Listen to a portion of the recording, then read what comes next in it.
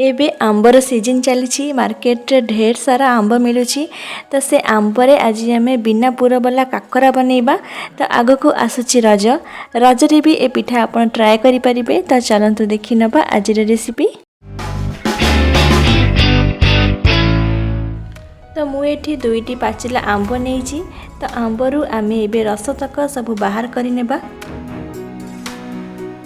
आंबर रस को गोटे ग्राइंडर जार दे पानी न दे चिकन की ग्राइंडिंग करनेबा।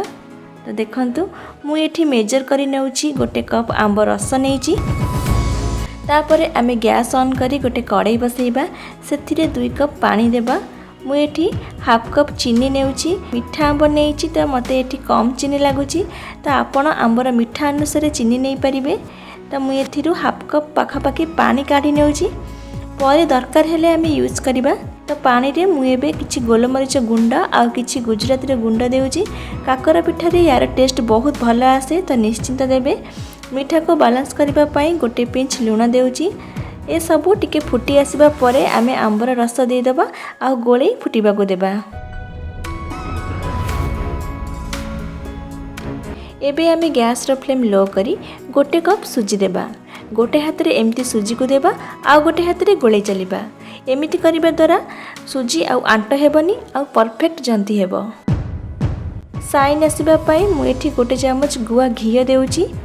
एमिति कंटिन्यू गोलेबा। ए धीरे धीरे कड़ाई रु छाड़ीबा स्टार्ट हेबो। देखंतु एमती होई गले पूरा ठंडा करि नेबे। ठंडा हेबा परे भल भाबे चकटी नेबे। तापरे आमे पिठा बनैबा। देखंतु गोटे प्लेट रे किछि तेल नगै नेउची। ता ऊपर किछि जंतुनी को आनी एमती स्प्रेड करि नेबा। साइज भल आसीबा पई गोटे ग्लास द्वारा काटी नेउची। देखंतु नहीं तो आ गोटे उपाय करेंगे। तो हाथ रे टिके तेल लगे नेबे। अल्प जंतुनी को आनी हाथ रे एमती तैयारी करि परिबे। देखंतु आ गोटे बनै नउची।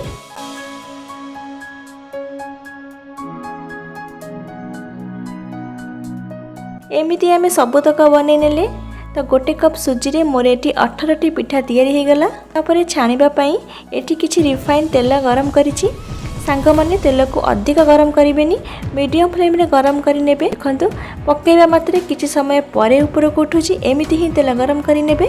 तापरे गोटे गोटे काकरा पिठा को देई छाणी नेबा।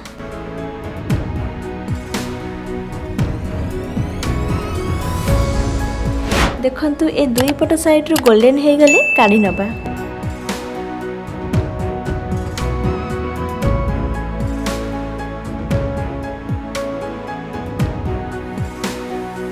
तो एठी आमर सबतक पिठा खाइबा पाई रेडी।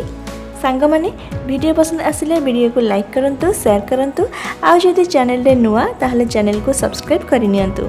तो पुणी आसीबी आ गोटे रेसिपी नहीं रहुची। धन्यवाद। जय जगन्नाथ।